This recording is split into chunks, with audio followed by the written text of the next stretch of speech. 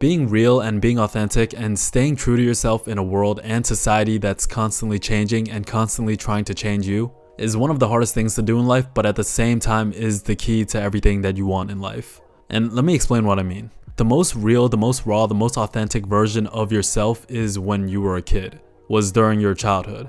And no matter how old any of us get, that inner child, to quote Jung, is always going to be inside every single one of us. That version of yourself that expressed themselves, said exactly what you were thinking, became friends with who you wanted to become friends with and who you liked, as opposed to being friends with people you can gain from or people who can gain from you. You know, that version of yourself that did whatever that made you happy, as opposed to constantly trying to make other people happy and just doing things and living life in order to please other people. There's a raw authenticity as it pertains to living life that you had when you were a kid. And as we tend to get older, we tend to lose that raw authenticity just going through world and society and life in general. Because there's a level of conformity that we all have to undertake in order to be accepted, to be loved, to be protected, and to feel like we belong. The people that conform the most are actually the most terrified of being alone, being to themselves. So those individuals seek to be loved and accepted by everyone. It's a basic survival mechanism, and we adjust and fine-tune ourselves and our behaviors to appeal to our environment and our surroundings. For example, if you're at a party or a club or a bar, you're going to start drinking, smoking, maybe doing drugs to adjust to your environment and the people around you in order to feel like you belong, in order to be accepted. I've said this before, but still to this day, I've never taken a sip of alcohol, never smoked, never did any drugs. So in exchange for that authenticity to staying true to myself, what's the opportunity cost that I'm giving up? Well, that prevents me from being able to hang out or bond or connect with people that do enjoy drinking, smoking, doing drugs, partying, going to music festivals, etc. Which is a lot of people, especially my age. You know, you gotta be the guy that either sits there and watches everyone else or goes home early and be by yourself on a Saturday night. And what I'm saying is that there's a lot of situations in life where you're going to have to pick and choose how much you want to conform and how much you want to sacrifice your authenticity. Let's use hobbies as an example. Let's say you like collecting rocks and you have a rock collection. And let's say that people see your rock collection and call you weird. Instead of saying, so, I like the rocks, I like my rock collection, and that's all that matters. You end up throwing your rock collection away, or you pretend that it's not yours because you're scared of people calling you weird. So you adjust yourself to conform to your environment and your surroundings and the people in that environment. And this is an example of a way that we survive in life. The lone wolf, no matter how strong, is always going to get hunted down by the pack. A lot of times, just to make it through life, you're going to have to conform to your environment and the people around you. And the cost of that is bits and pieces of your true self, being authentic. And on the opposite end, there are people that pushed away that conformity in exchange to be their most authentic self, but also go down a very lonely path.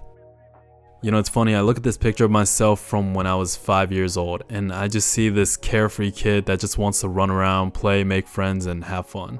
And obviously you can't run around and have fun forever, but I'm more so talking about the nature of your soul. I personally believe that a soul of a person never changes. I think we're all born with certain personality traits, things that we're good at, things that we're naturally drawn to. Whether it's a certain way of thinking, of learning, our thought process. Like God made us all unique in our own ways. Obviously we change in the sense that we become more mature, we become wiser, kinder, more experienced, etc.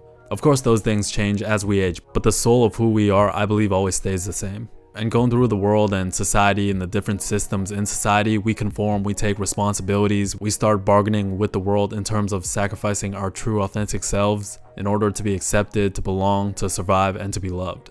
But your authentic self, your core essence, your soul is always going to be there, and that's something that can never be changed. No matter how old you get, no matter how much you go through life. And that core part of yourself, that core essence, that authentic self resides within your inner child. I actually remember my very first day of elementary school, of kindergarten actually. I mean, kindergarten is elementary school, but that day was so vivid to me. We were all sitting at the desk waiting for school to start. And the teacher handed out a blank sheet of paper and a box of crayons. And she told us all to draw exactly what we wanted to be when we grew up. And I remember all the parents at the windows, some getting emotional, some taking pictures with a digital camera. And I was just sitting there looking around, not really knowing what to draw. I looked to my right, the kid next to me was drawing a stick figure with a basketball. I looked to my left and the kid was drawing an airplane in the sky. And I look in front of me and the kid was drawing a fire truck. It's actually funny, we believed in ourselves way more when we were younger, and it's kind of sad that that vibrance, that positive energy that you have for life kind of dissipates as you get older, at least for most people.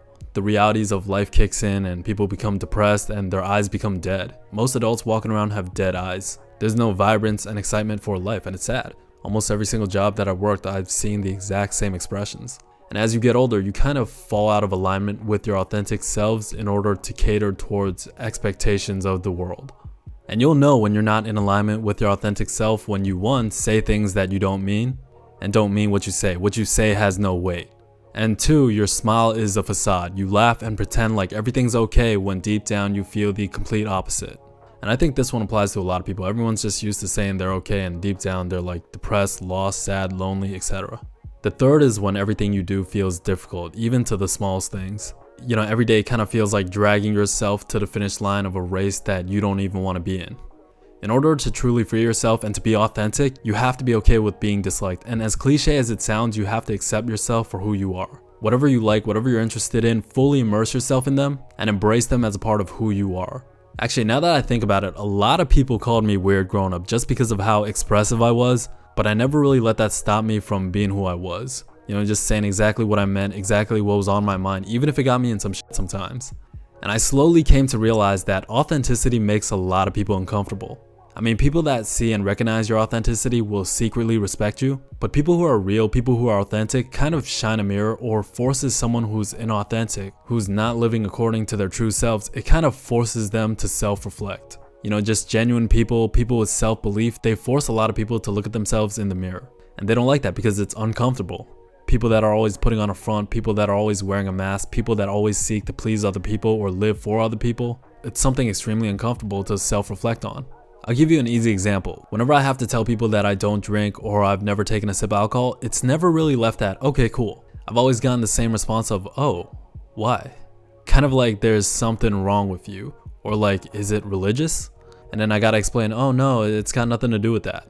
I personally just never found a reason to drink that didn't involve other people. And every time they make the same uncomfortable expression, a kind of non-responsive, turned away kind of reaction. And if you like to drink, you like to drink, right? Do you, but the point is, authenticity makes people uncomfortable. Because oftentimes the truth is uncomfortable. Having to self-reflect is very uncomfortable, especially when it comes to admitting to areas in your life where you're lying to yourself. And also, to stay true to yourself, you have to identify your core values in life, which again go back to the core essence of who you are. It's your beliefs, your worldview, your moral compass, what makes you feel fulfilled, what makes you feel happy.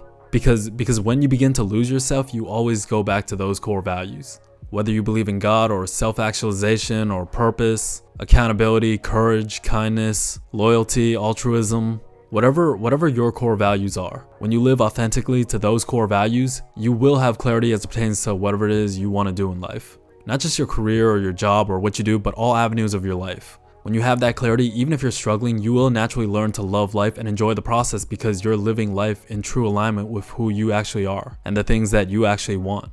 And you begin to seek to do what you want to do in life and surround yourself with people that you actually want to be around. And you begin to express yourself honestly instead of constantly hiding how you always feel. When you live authentically and stay true to yourself, life becomes so much clearer and so much easier. You won't be burdened by the expectations of others and who you want to be. Whether it be your job, your career, your friends, your hobbies, your interests, your love life, your aspirations in life, being true to yourself and being authentic in the way that you pursue these things is the key to everything you want in life. You won't do what makes other people happy. You won't surround yourself with people who don't care about you and who you don't care about. You won't hide certain interests or hobbies because people might think you're weird. When you can genuinely do this, you will free yourself and you will begin to love life. Whether you're just at the start beginning your climb, whether you're at the top of the mountain, whether you're making your way there, it doesn't matter. You're going to learn to enjoy the process and you're going to learn to love life. There isn't a more freeing feeling that makes you feel fulfilled than staying true to yourself. Be genuine, be yourself, be authentic, and when you can truly do this, you will have clarity as it pertains to what you're searching for in life. Anyways, I think I've gone on long enough. And if you made it this far, thank you. I love you. I appreciate you. And with that said, make sure you stay true, and I'll talk to you real soon. Peace.